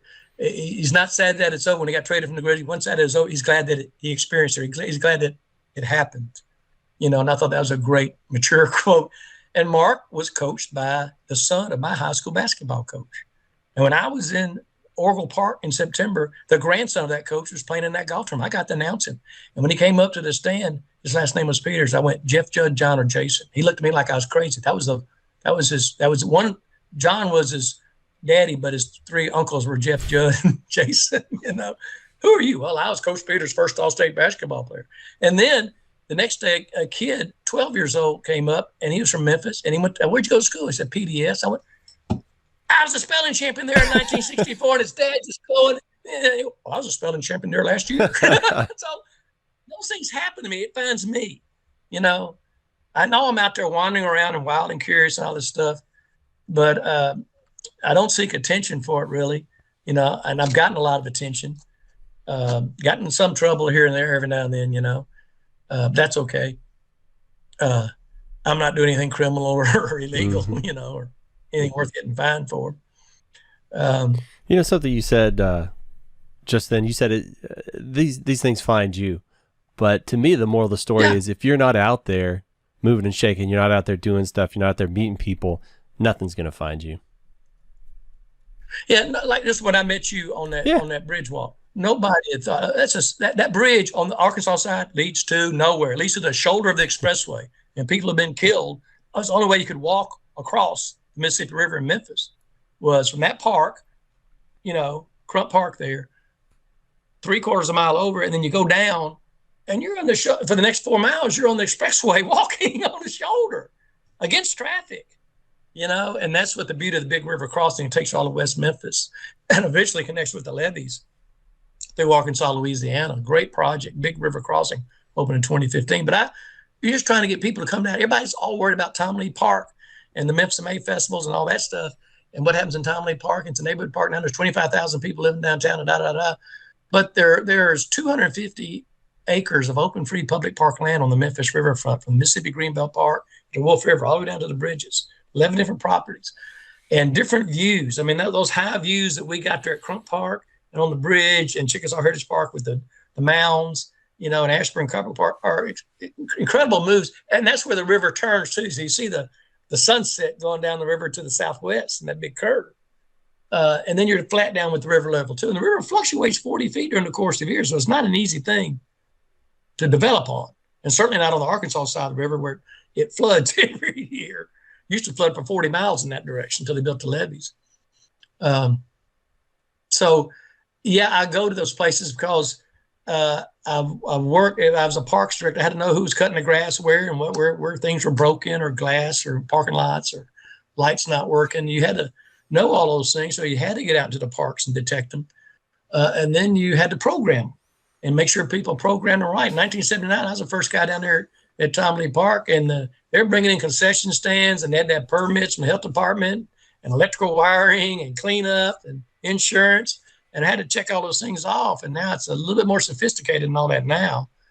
And the fun thing for me was in 2019 when Memphis in May honored Memphis and Shelby County as their foreign country in the 200th anniversary of Memphis and Shelby County. Normally they've honored like 40 different foreign countries over the years, from Japan to England to Colombia to Canada. And what they bring in a dignitary from that foreign country for a week and go to 10 schools and talk about the history of that country. Well, I was living in Knoxville already, so I got a blues musician who plays on the riverboats. They asked me to do a PowerPoint about all the things that Memphis has brought to the world. And I gladly did that in 45 minutes with a musician singing some songs too, like Soul Man and Uptown Funk and Proud Mary, Rolling on the River. And I did it for 20 schools in 10 days. I got to talk to 6,000 kids in 10 days and going to these schools all over the place where parks were next to them, where 40 years earlier, it was like a farewell tour for me to those parks around those schools. That started out in 1979. So again, that happened 3 months. Within 3 months, that all happened. I didn't expect that to happen at the start of the year, but it did. It found me. I keep on saying that, don't it? It found me. But the stories we could tell, whether it's Soul Man, I think, but you want to hear any more stories? You ready to hang up? No, or what? I don't not ready to hang up on you. Something. You got more questions, right? I'm going to go down rabbit holes. And we'll pinky swear over the phone here or over the internet to let's do this again and get specific about some Memphis history things, the first and the I'd love onlys, to. that I think would be really interesting. I see that as a completely brand new podcast. Somebody just needs to start picking your brain on an individual subject a little bit over time. I think we could probably work something out. But barring that, I had kind of one more observation, one more thought I was just curious to see you comment on. Okay. So another thread, I mean, one of the major threads I saw there was the people that you run into and that you meet and, add value to the story, but also your life along the way. But something else I've noticed, and this could just be me projecting, but it sounds like you're really interested in the pieces of history that people have all around them, but maybe you don't even notice. Kind of like the manhole covers. I know that was like a vehicle to get people interested and just an excuse to get people to walk around, right? But then the bridges, you did the same thing. There's a lot of history and uniqueness in the bridge itself, but it's more surrounding the story. And a lot of times it's the little pieces of history, it's the people involved that people may have never known about. And it seems like you're giving those people, those things, a voice, right? You're giving them a voice that they wouldn't have had otherwise, and then may have been lost to time. And so you're trying to, I don't know, bring some sort of immortality to the important events and more so the people that comprise that history. Do you feel like that's something that you intentionally do? Do you think that's something that is there, or am I completely misreading all of this? No, I think you hit it spot on. I think one of my faults is I've aspired to the little man rather than the big man, so I didn't get elected mayor. I didn't run, I did a lot of heavy jobs in Memphis, but all along the way, I was working around, I don't want to say little people, but people, like you say, putting together the basketball court thing, those type of people. It takes all sorts of people to get things done and don't get noticed and are taken for granted, whether it's some of the sidewalks and tree plantings in downtown Memphis and who designed that and the reason why they did it. And I knew that guy and he told me that story, the use of some of those alleyways, the job some people have to do. Who's the guy that does that job? Who cleans that duck palace up there? Nobody but the duck master, and you can tell that story and how that all goes about and how you train the ducks. They're there for every 3 months. And those little unheard of stories. So I go to the places that don't get all the big attention. And I'm not knocking any of the places that get big attention, because Memphis has global attractions, not only in the tourism industry, but also in the medical industry. When you talk about St. Jude, Le Bonheur, UT Center for Health Sciences, Campbell Clinic, all those things. You talk about the transportation, logistics, river, railways, roadways, runways. We used to say the music, all they're things that nobody in the world can match. I'd love to. What we need to do someday is you get a third person on here from like St. Louis or New Orleans or New York or San Francisco, and he plays a card and I'll play a card. He plays music. We just go back and forth.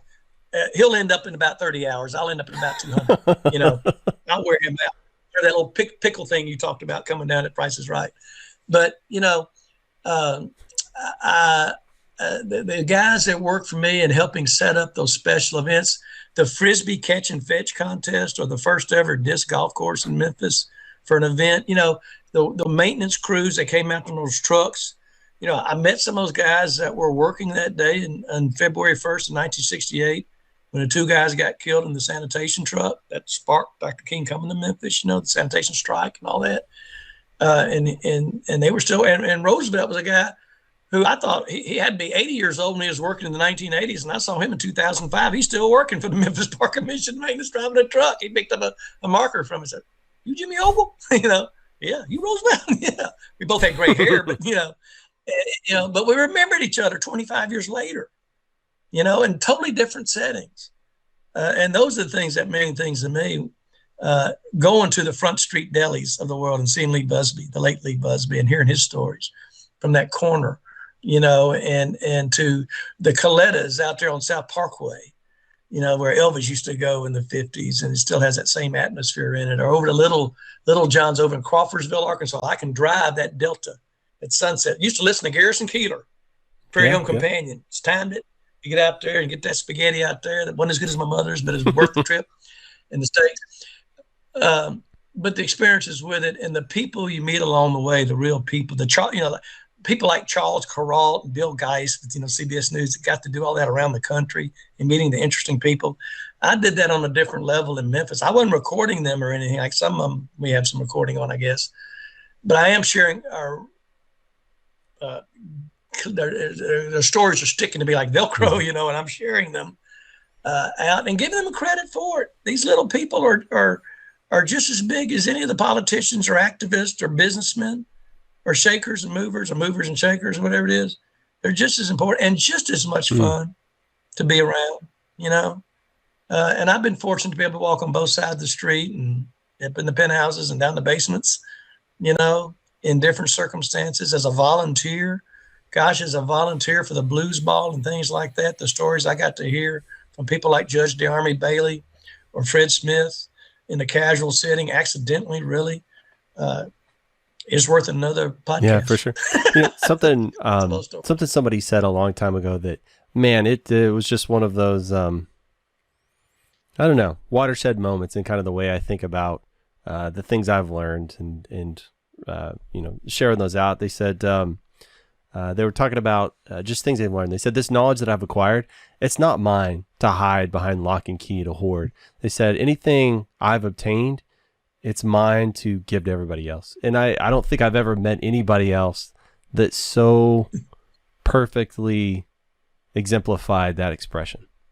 Because I don't think I've ever talked to you and asked you a yes, no question and didn't get a 20-minute explanation on their favorite chocolate sauce or whatever it is. You have you have so much additional knowledge on everything, and you seem like you are just bursting at the seams to share it, and I absolutely adore that about you. Well, I mean, I'm lucky, I'm fortunate, I'm blessed to have had those experiences. They don't mean nothing to me if I just lock them up inside of me. And I'm not going to write a book because it'd be one long run-on sentence, right? And I could say writers don't talk and talkers don't write. It just kind of works out that way. But thank you for saying that. I mean, it came easy to me. It came hard to me. It's some mornings out there at 3:00 in the morning. I drive in rain or sleet and snow and things are canceled, but you got a riverboat to get unloaded, and people from around the world expecting you to do that. And big crowds and clean up after events. Oh my goodness. When you've had 20,000 people on a field at a concert, there's a lot of trash out there, buddy. And sod damage and things you got to get done, or other places too. And it just, when you're in charge of it, you see all the little people and other people where little is not the right word. That's just my term. It's those people that make the people in charge or the people responsible for being in charge get the job done. It doesn't get done by one person, and I've had a lot of different kinds of people all around me, assistant managers, museum directors, tour guides, maintenance directors, operations, riverboat captains, cleaners, custodians, cooks. I don't know if I've had a chef where you said chef earlier, and I said, what's that word mean, chef? Cooks, bakers, people had to pick up, didn't have rides to get to take home, lend them some money, hope to get some of it back sometime. The bank of Ogie is what we called it. You have to pay up before you got it again. You get more later on, but if you don't pay up, you're not going to get that second round. And it worked. But you saw the people that, have hardships, didn't have the upbringing or the opportunities. And I made mistakes in my early life, not being a good student or, traversing my way through 3 colleges to get a degree in parks and recreation, and then getting to work in parks and recreation and be in charge of the zoo, and golf courses and the football stadium, and just things like, have you ever been to the Liberty Bowl Stadium? I can't remember if we ever went. You just did FedEx Forum stuff. Did a lot of FedEx Forum stuff. You ever, so you never got to the football game, but out that stadium, there's a flag. There's an old flag on top of that stadium. You ever notice it driving by? I don't know. I know I've driven by there. Well, it's the only thing in Memphis that's over 100 years old. It's been on 3 different rooftops, and is run by electricity, light bulbs, and it's still working. And that's a story for another time. Just like Proud Mary. And so, man, I got so many teasers for you here. It's ridiculous. I for these stories. I really want to tell stories. I don't want to talk about myself. Well, and I appreciate you doing this. And gosh, you and I we met by a fluke. You saw me something in a Mental Floss magazine. That guy that wrote that story was intending the Gail Sobey story to be part of a yellow fever thing in a book. So it circles around, and here from Texas and the think how many moving parts that is for us to meet that day on a bridge. And then you come the next week, and I got a picture of me autographing the silly thing. The one I gave you, I guess I didn't. Mine's not autographed, so I guess I gave it to you, right? Well, that was my personal copy, man. That's I had you, and I've moved 4 times since then, so it's packed away somewhere. So I literally have no idea where it's at right now, but I understand that feeling. I do have it somewhere. Yeah, that was, as you say, that's a story for another time. But that was a long, winding story about how I came to meet you and came to really. You helped me fall in love with Memphis, and I do have a fondness for it now that I 100% know I wouldn't have the same relationship with the city if I hadn't met you and I hadn't learned about all the history inside of it. So it's weird. I never thought I would have an affinity for a city in that way, but it's just, it's once you start learning about all the history and you're surrounded by it, you can't not love it. I don't know. It's such an odd feeling. I think just about every city is that way. New Orleans has an incredible history. It gets a lot of bad rap, or other places. I'm not singling out New Orleans, but every city I've gone to, well, there's the promotional side of it, or the side that only the politicians want you to see, or the Chamber of Commerce, or the naysayers too. So you got to kind of take off that top 10 or 15% foam up there and start looking at the real meat, of how this place came to be, and it's about the people that from all walks of life, young, old, black, white, rich, poor, whatever, and over the years built what it became. Now we can talk about it as history. The one reason why I did that in 2019 is because there were people in 1890 that took pictures of Memphis, downtown Memphis, Cotton Row, the riverfront, the steamboats. Somebody did it in 1910, 1930. Don Newman did it in the 1950s with a camera that weighed 80 pounds and a tripod that weighed 25 pounds on those cameras like this. He took all these great pictures of scenes and got on rooftops in downtown Memphis. We created some of those in modern times too. Memphis Heritage is one of the projects I did before I left town. And they left all that in the public domain at the Memphis and Shelby County, the Hooks Central Library, named for Benjamin Hooks. In their room there, there's 10, like it's called, guy's a name for it, but it's in the Memphis, it's in the Link Center, Memphis Library and Information Center. You can get those pictures and use them in the public domain. So that's what we're trying to do, is take a snapshot of Memphis in 2019 when it's bicentennial. And then my way of framing it, that building was built in 1924, but here it is in 2020 or 2019, hadn't changed much, just the occupants know, but somebody taking a picture of it, then, you can show the different stages, the buildings around it and everything. And that's how you accumulate history, I think, and be able to talk about it and appreciate and love it and share it with other people. And I think you're right that there is a lot of history in a lot of different cities, but to your credit, I've never met another Jimmy Ogle, somebody who was so on fire about their city that could really, ignite other people around them, Well, thank you. Dig Memphis. That's what it was. Digital Memphis. Dig Memphis is what you go to. See, those things pop in my head. Because I found out a long time ago, just like your computer, when you hit search and it pops up a keyword, your brain is that same way. That's how no secrets to memory. I'm not a savant or whatever you call it, photographic memory. Is you think they're on something hard enough, it's going to circle back around and finally pop up. Might be 2 days later, and I'll blurt it out just like that for somebody else to talk to me, and I'll call them, tell them this. And my other learning thing was, I talked about Sam Phillips, but the ducks at the Peabody Hotel, routine, repeat. So I said, think like a duck. Because it took me 3 30-minute sessions to train them on how to get from a cage through a glass door to an elevator, down a red carpet. 3 brand new ducks, once every 3 months, a whole new set of ducks. And they make the initial time, they make the same mistake because they've never seen it before.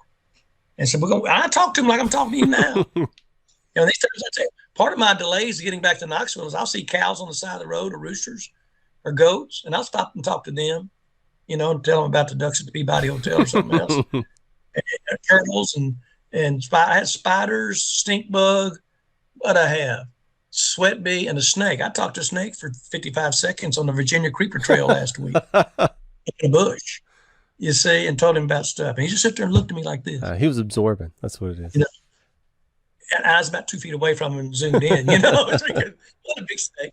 But you just got to get out there and do it. You just can't worry about your surroundings or who's watching you. As long as you're sincere and not do anything illegal or stupid. I done some stupid things. That first time I did the bridge walk, I had yellow tape. Had that gap. There's a 30-foot gap between the sidewalk to the expressway traffic on that sidewalk leading to I had orange cones. I was scared to death somebody's going to fall over. It was the 44-inch height on the railing into the river. Even the guys holding their kids like this, and the liability, and then those trucks zooming by and you hear the things shaking because that's expansion plates, Oh, the first time I did, I was scared to death. Each time I did it, it got to where they put as much yellow tape out, and I'd stand there and tell people not to walk. Please don't walk out into the traffic, I'm the expressway coming by, that little gap. And so after doing things several times, the routine, you get a comfort zone. And it gives you, and after talking to people like Sam Phillips or Fred Smith or George Klein or some of those professional athletes, Bill Russell, you get into a comfort zone that you can talk to anybody. Michelle Duster, Ivy Wells' great-granddaughter, and her two brothers in town for the statue dedication. She's the one that's sustaining the Ivy Wells legacy around the country. It's a great story. And I had to get the carriages for Dr. Gray, and I was loading them in the carriages for the parade, and we talked there for a while. I talked to her on the phone before about a trail, Ivy Wells trail around Memphis. Next time I go down that way, I'm going to Holly Springs and develop a trail for Holly Springs. Why not? But one of the brothers said to me, well, when you get over your shyness, we're going to invite you to Chicago and show you things around Chicago. I said, that's the greatest compliment, just like you said to me, get over my shyness. That's the way, because I can just instantly start talking to people with a comfort zone of doing it without being scared to talk to them or not meeting them before. And so, I've done a little bit of homework on what I should say or not say. But then you just talk, we're all people. Yeah. And you're in Bryan, Texas today, or should I say that UFO, Texas somewhere? Odessa, maybe. Station, I don't know. Buddy. Hey, man, The Last Picture Show is one of my favorite movies. You got it, Sybil Shepherd's in that. She's from Memphis. You ever seen The Last Picture Show? You ever watch it? I may have. At some got point. to old town in Texas that was dying. Yeah, you don't remember that, Jeff Bridges? No, I don't remember. Oh, you haven't watched it? Man. From Here to Eternity? That was written in Memphis. James Jones was staying at the Kennedy General Hospital in the Lee's Trailer Court on Summer Avenue. Ben-Hur. Lou Wallace was a general at Martlet guarding Union Depot during the Civil War. And 25 years later, he wrote Ben-Hur. I'm just uncultured. I don't know what to tell you. See all these things that Memphis. Wait till I tell you about Proud Mary and Soul Man. If I teach you about that, yeah, I think Soul Man, the song, and Proud Mary. Okay. Right. Well, I'll tell you what, Jimmy, we are pretty well at time, and I want to be respectful of your time because I know you got things to do. You might have to carpool. You might have to take a nap. I don't know if you've, but the thing I always like to ask is if you want folks out on the internet that hear this, if you want them to interact with you some way, I know you've got jimmyogle.com, which you have diligently updated for a really long time. So there's a lot of good information on there, and also in preparation, I always do this. I Google somebody. So you just put Jimmy Ogle Memphis in there. And I think there's hundreds of Google pages of just things that you have done, various references to you. So you're definitely out there. But if there's a specific way, for a purpose, being Palace for Centennial, and that's the good things to see those variety of lectures. I think, but anybody can go to the website and contact me at info@jimmyogle.com. Okay. I guess I can say that. Yeah, absolutely. However you want people to interact. And I'll be helpful. I mean, last time I spoke in public was October 26, 2019. I'm getting around to have a 2-year anniversary here, that, except for one funeral to a great friend of mine who kept the scorebook for the Tigers for 53 years and missed 9 home games in 53 years. when the men Tigers played at the old field house. So Fieldhouse Coliseum Pyramid, Jimmy Hazlett, you know, those are the type of people that sit by me on the table. John Ganazzo, 50 years of scorebook with the Redbirds. Those are stat crew guys. You don't think we have a lot of stories to share from the stat crew point of view of things, you know? So if people want to contact me or told me I said something wrong, I could have been talking too fast today and said something wrong. I can accept the criticism. I got going fast. We didn't even talk about November the 6th, 1934 Street either. So we got to do that. So we got a reason to call back and talk specifically about history things and not about what I like to eat. Absolutely. All right, Jimmy. Well, I got to tell you, it was an absolute pleasure meeting you. Thank you. Just as a, it's like we've never been away from each other. I hadn't seen you in 8 years. Yeah, it's been a minute. So, it hadn't been 8 years. We did a little visit about 3 years ago, and we saw you when you were duck master at the Peabody, just real quick for one day. But the day I met you, I was in Memphis. I had been there alone. My family wasn't going to come for another 2 months, 2.5 months, something like that. And it was my birthday. And so it was the fact that I found this magazine, found an article, looked you up because I happened to be moving to Memphis. I was all by myself. I marked that as kismet. So it was meant to be. And here I am talking to you again. It found you. It found me. That's right. Right. All right, Jimmy. Well, thank you. Thank you again, and I can't wait to talk to you again soon. Yes, sir. Call me anytime. Let me hit stop on all this recording stuff.